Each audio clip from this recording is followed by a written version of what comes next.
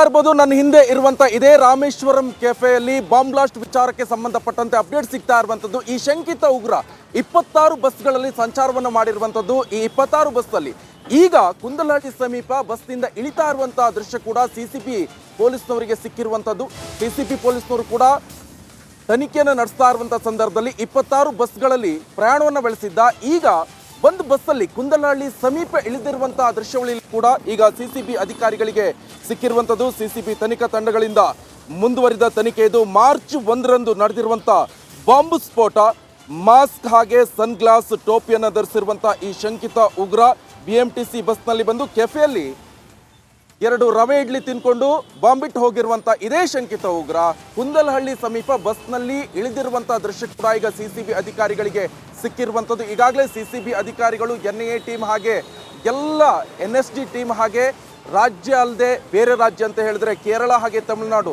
ಯಾಕಂತ ಹೇಳಿದ್ರೆ 2022ರಲ್ಲಿ ಕೊಯಮತ್ತೂರಿನಲ್ಲಿ ಕಾರ್ ಸ್ಫೋಟ ಇರ್ಬೋದು, ಹಾಗೆ ಮಂಗಳೂರಿನಲ್ಲಿ ಉಗ್ರ ಶಾಹಿದ್ನ ಒಂದು ಕುಕ್ಕರ್ ಬಾಂಬ್ ವಿಚಾರಕ್ಕೆ ಸಂಬಂಧಪಟ್ಟಂತೆ ತನಿಖೆಗಳು ಕೂಡ ತೀವ್ರಗೊಂಡಿರುವಂಥದ್ದು. ಯಾವ ರೀತಿ ಅಂತ ಹೇಳಿದ್ರೆ ಆ ಮಂಗಳೂರು ಸ್ಫೋಟ ಪ್ರಕರಣ ಹಾಗೆ ಈ ರಾಮೇಶ್ವರಂ ಕೆಫೆ ಸ್ಫೋಟ ಪ್ರಕರಣ ವಿಚಾರಕ್ಕೆ ಸಂಬಂಧಪಟ್ಟಂತೆ ಎರಡು ಕೂಡ ಸಾಮ್ಯತೆಯನ್ನ ಕಂಡು ಬರುವಂತ ನಿಟ್ಟಿನಲ್ಲಿ ತನಿಖೆ ಕೂಡ ಚುರುಕೊಂಡಿರುವಂಥದ್ದು. ಇದೇ ವಿಚಾರಕ್ಕೆ ಸಂಬಂಧಪಟ್ಟಂತೆ ಪರಪ್ಪನ ಅಗ್ರಹಾರ ಅಂದ್ರೆ ಕೇಂದ್ರ ಕಾರಾಗೃಹದಲ್ಲಿರುವಂತಹ ಶಾಹಿದ್ನ ವಿಚಾರಣೆ ಕೂಡ ನಡೆಸ್ತಾ ಇರುವಂಥದ್ದು. ಯಾವ ರೀತಿ ಅಂತ ಹೇಳಿದ್ರೆ ಆತನನ್ನ ಯಾರೆಲ್ಲ ಸಂದರ್ಶನಕ್ಕೆ ಬಂದಿದ್ದಾರೆ ಹಾಗೆ ಆತನನ್ನ ಕೋರ್ಟಿಗೆ ಪ್ರೊಡ್ಯೂಸ್ ಮಾಡುವಂತ ಸಂದರ್ಭದಲ್ಲಿ ಆತನ ಯಾರು ಮಾತನಾಡಿಸಿದ್ರ ಆತನ ಜೊತೆ ಹೋಗಿರುವಂತ ಪೊಲೀಸ್ನವರು ಎಲ್ಲರನ್ನೂ ಕೂಡ ಸಿಸಿಬಿ ಅಧಿಕಾರಿಗಳು ತನಿಖೆಯನ್ನ ನಡೆಸ್ತಾ ಇರುವಂಥದ್ದು. ಯಾಕಂತ ಹೇಳಿದ್ರೆ ಮಂಗಳೂರು ಸ್ಫೋಟ ಇರಬಹುದು ಅಥವಾ ಇದೇ ರಾಮೇಶ್ವರಂ ಕೆಫೆ ವಿಚಾರಕ್ಕೆ ಇದೇ ಸ್ಫೋಟ ಇರ್ಬೋದು, ಎಲ್ಲವೂ ಕೂಡ ಸಾಮ್ಯತೆ ಕಂಡು ಬಂದಿರುವಂಥ ನಿಟ್ಟಿನಲ್ಲಿ ತನಿಖೆ ತೀವ್ರಗೊಳಿಸಿರುವಂಥದ್ದು.